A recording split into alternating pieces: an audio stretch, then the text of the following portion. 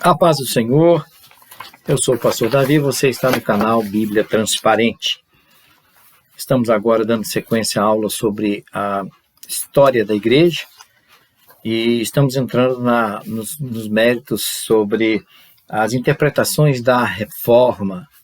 Nós já vimos sobre algumas coisas na reforma, no que estava acontecendo na igreja antes da reforma, que é de onde a igreja veio, passou por Constantino, já falamos isso nas aulas anteriores. Mas para você entender sobre as interpretações da reforma, você tem que saber o que é reforma, né?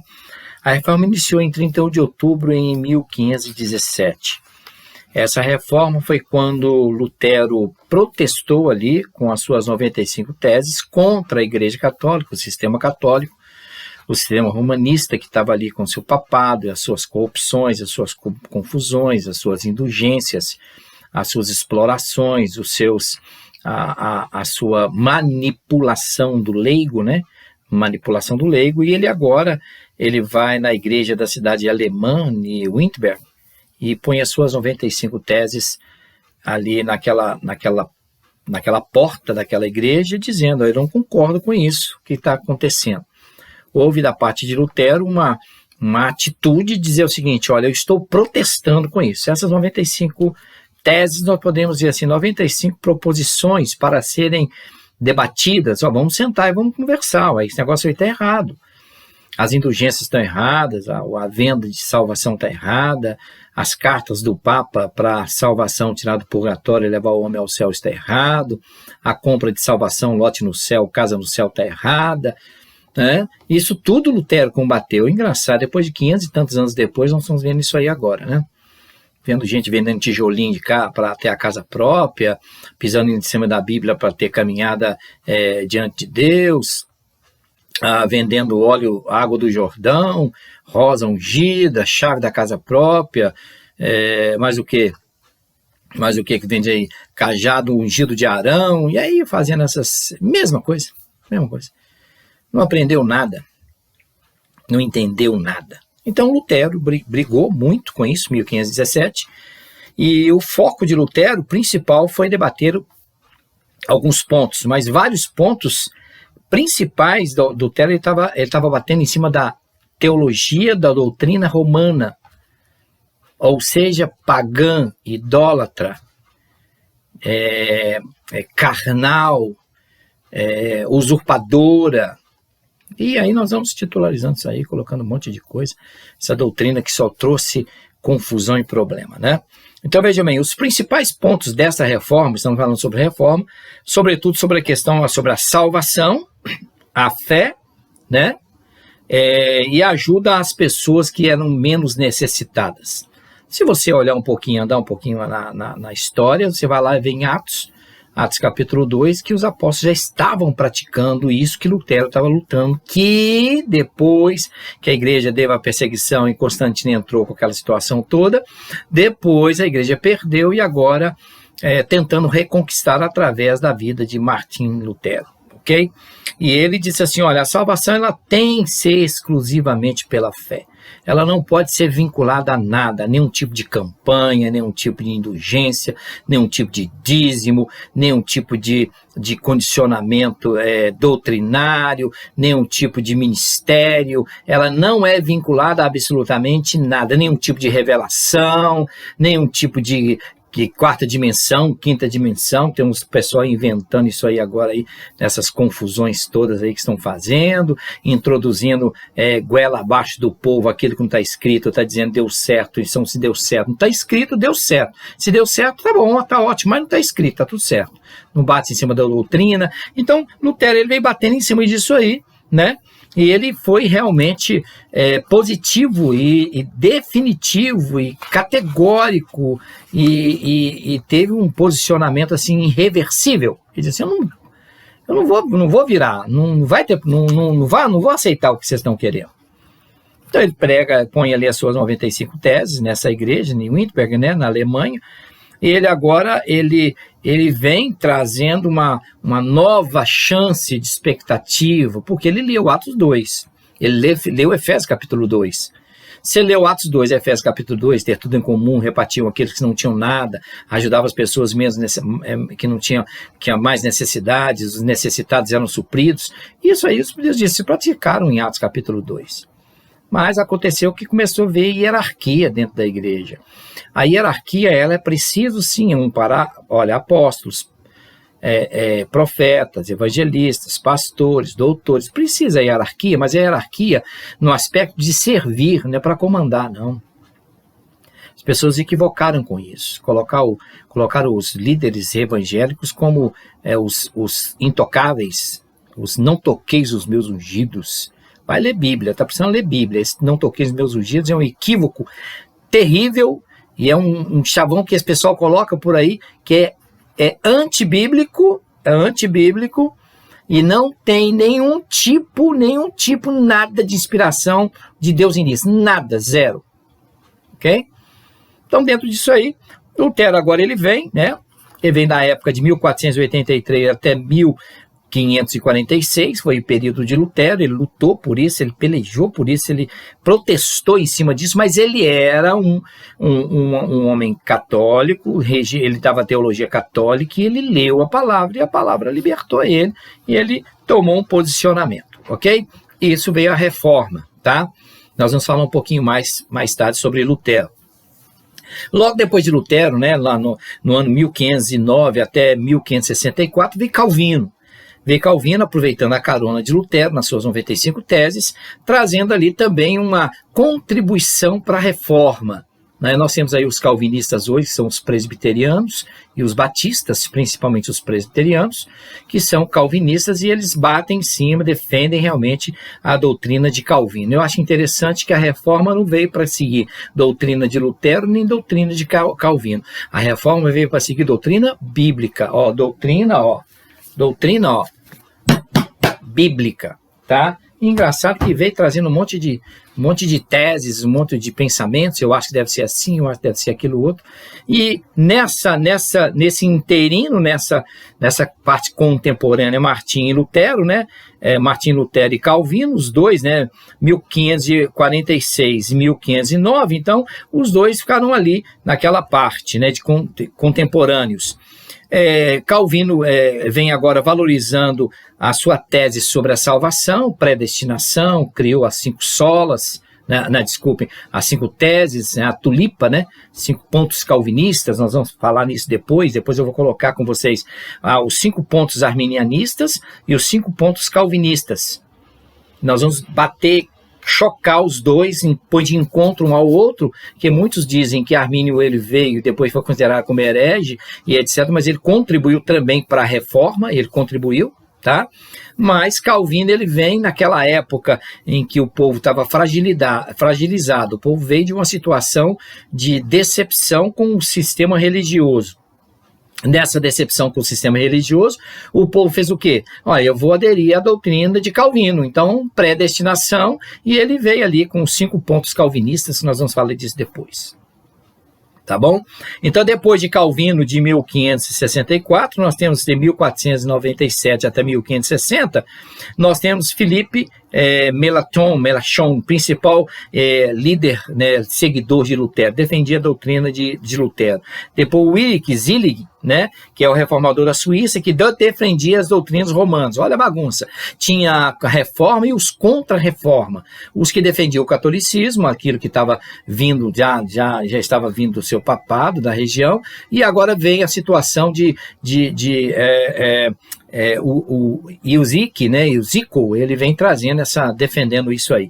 E nós temos também um outro que se chama Thomas, que ele veio de 489 até 531, lutou contra o papado principal, Esse frisou os termos apocalíptico, revelação apocalíptica, e trouxe assim os seus sermões impactantes. Vou falar somente sobre esses aí, tem alguns outros, mas não há necessidade de falarmos desse não. Então vejamos, mas vamos focar em dois nessa reforma, que é Martinho Lutero e João Calvino, ok? Calvino foi um homem eloquente, teve privilégios, sistematizou brilhantemente os princípios doutrinários, um homem altamente inteligente, muito inteligente, em várias das suas publicações, principalmente em uma das instituições da religião cristã, se chama Institutas, que muitos até hoje têm essas doutrinas baseadas em cima das Institutas de Lutero, que usam nas suas, os teólogos usam e alguns pregadores usam, alguns professores usam, mas dentro da doutrina calvinista. Ok? Então, vejam bem, na reforma, nós precisávamos de uma reforma de reformulação daquilo que estava acontecendo. Tirar, reformar, arranca tudo e foi novo, não é coloca remendo não. Remendar é uma coisa, reformar é outra. Eu vou reformar, eu vou tirar isso aí, fazer novo, né? Isso aí não presta não. A única base que tinha que ter era a Bíblia, e precisava ter a Bíblia, nós vamos ver nas 5 solas da reforma. Tá certo? Então, vejam bem, dentro disso aí nós resumimos o quê? 2 coisas. Resumidamente, nós vemos as proposições teológicas que servem como pilares da reforma, que é exatamente as 5 solas. A reforma veio em cima, baseada, antes de vir as 5 teses de Lutero, antes de vir a tulipa, né, de Lutero, antes de vir os 5 pontos de Armínio, nós vemos que houve antes as 5 solas. Essas 5 solas que eles chegaram num bom senso, num consenso, dizendo o seguinte, olha, é necessário sim. Então, nós vemos reformadores que concordaram com isso e precisavam ser implantados em cima da base da reforma em 5 desses 5 pontos, chamamos solas, né? Solas, a frase solas em latim sugere que enfatizar a diferença da teologia protestante e a católica, né? Sola significa somente ou apenas. No latim é solas, somente ou apenas. Então nós começamos a entender as 5 solas. Primeira sola é sola fide, sola fé, somente a fé. Este é o princípio, afirma o homem que é justificado unicamente, exclusivamente pela fé. Sem fé, sem o acréscimo das obras, sem a parte humana, sem a parte de indulgência, sem o tratado do Papa, sem assinada da parte de acordo papal, sem campanhas, e aqui trazemos os nossos dias, sem isso aí, sem as sexta-feiras, sem as quartas-feiras de libertação, e aquela coisa toda. As 5 solas é a fé, exclusivamente o homem é justificado pela fé. Fé que não vem do homem, mas que Deus dá a ele a condição de crer, ou acreditar, tá? Vem por meio dele a tradição informada e é sustentada. E nós vemos lá, Efésios capítulo 2, né? Nós somos salvos pela graça, por meio da fé, não vem de vós, é dom de Deus, ok? A segunda sola é somente as escrituras, somente a escritura, está em latim, né? É a sola, diz assim, olha, a escritura é a única regra de fé prática da igreja protestante, aceita a doutrina da sua inspiração.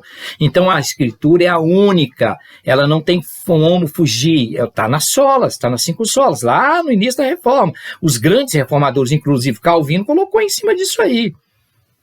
Então ele colocou somente a escritura, porque somente as escrituras são o fundamento teológico da reforma, a base da igreja, a base do homem, a base da reforma, a base da salvação, ela é a escritura, é o logos, é a palavra, é Cristo. Ok? E nós vemos Hebreus capítulo 4, versículo 12, que diz, porque a palavra de Deus é viva e eficaz, mais penetrante que a espada de 2 gumes, é apta para discernir a intenção dos pensamentos dos corações. Então, a palavra de Deus é a única verdade absoluta. Segundo ponto. Segunda sola. Terceira sola, somente Cristo. Então ele diz assim, olha, como forma de reação aos protestantes contra a Igreja Católica, que secularizava a salvação no papado, né? Conta-me tudo, desde que eu te salvo, eu perdoo o seu pecado, e eu faz a sua confissão que está tudo certo, é o segredo ministerial, me conta que eu não conto para ninguém, e aquela coisa toda, eu estou perdoando o seu pecado, fazer esse monte de bobagens aí, e você está salvo, está livre do seu pecado. Então, ele diz assim, olha, só Cristo traz para o homem a satisfação total. Então ele está dizendo aqui, olha, afirmo que a posição especial a serem mediadores da graça e o perdão no meio dos sacramentos que ministravam. Então dizendo assim, a graça, eu estou ministrando isso, você é perdoado. Não, só Cristo, que é dele, por ele e para ele, são todas as coisas. Glória a ele eternamente, amém. tá? Então veja bem, a reforma defendeu que tal mediação, homem, Deus, é feita somente através de Cristo. Eu sou o caminho, a verdade e a vida, e ninguém vai ao Pai senão por mim, tá? O único capaz de salvar o homem. Então não tem mãe, não tem tio, não tem pai, não tem irmão, né? Não tem santo tal, não tem. É um único caminho verdadeiro, é Cristo. Não existe outro caminho. Somente Ele pode levar o homem ao Pai. Somente Ele é o caminho, a verdade, a vida. Ok? E a quarta sola veio assim, somente a graça. Além da graça ser um atributo de Deus, é também o próprio Cristo, né? Que diz assim, olha, quando ele diz assim, porque Deus amou o mundo de tal maneira que deu seu Filho unigênito para que todo aquele que nele crê não pereça, mas tenha vida eterna, está falando sobre graça, sobre o favor imerecido, aquilo que o homem não precisava, não tinha condição de ter, Deus o deu, tá? Aí diz o seguinte, olha, vem da sua encarnação, não é reencarnação. Reencarnar é sair de uma carne e entrar na outra. Ele reencarnou e o verbo se fez carne e habitou entre nós. João, capítulo 1, capítulo 1 de João, o Evangelho. No princípio era Deus, estava com Deus, o verbo era Deus, estava com Deus, e o verbo se fez carne e habitou entre nós, tá, ok? E ele diz assim, somente a graça, né? Ele está dizendo o seguinte, que é o Espírito Santo que aplica essa parte ao homem, né? Na sua encarnação, o Espírito que aplica a graça no coração do pecador, ou seja, o Espírito Santo convence o homem do pecado, da justiça e do juízo. Tá ok? Ele convence o homem, ele entrega, ele mostra ao homem, tá? São os pontos das 5 solas, tá? A graça especial é a soteriologia, a doutrina de Cristo, Salvador, a doutrina do Espírito Santo, desculpe, Salvador, por meio dela o homem é salvo quando há a comunicação da salvação de Deus no pecador. Graça, sola gratia, né? Diz respeito a tudo que o homem possui, graça comum e, em especial, a salvação que é dada pela graça somente. Não vem de vós, é dom de Deus, ok? Efésios capítulo 2. E a quinta sola, que é solamente Deo glória, solamente glória a Deus. Este pilar da teologia reformada afirma que o homem foi criado para a glória de Deus e que tudo que ele fizer deve destinar à glória de Deus. Por quê? Romanos 11, 36. Porque é dele, por ele, para ele, são todas as coisas, glória a ele eternamente. Amém. Então, esse é o ponto fundamental da reforma. Esse eu estou trazendo para vocês porque nós vamos agora, na próxima aula, no próximo vídeo, né, nós vamos falar sobre os pontos calvinistas e os pontos de Armínio. Ok? Arminianistas e calvinistas. Para quem segue a aula, ele está lá na página 55, tá? Diz assim, olha, as interpretações da reforma. Então nós vamos ver alguns pontos, o que Calvino trouxe, o que Armínio trouxe, o que divergiu das solas, o que trouxe de diferenciamento nisso aí, tá bom? Você está no canal Bíblia Transparente, eu sou o pastor Davi. Não esquece de se inscrever no canal, dar o seu like, é importante, né? O YouTube agora está tendo uma regra aí, se não tiver X pessoas inscritas, diz que corta o canal, não sei, não entendo nada disso aí não, mas nós estamos aqui fazendo a nossa parte. Que Deus te abençoe e até o próximo vídeo.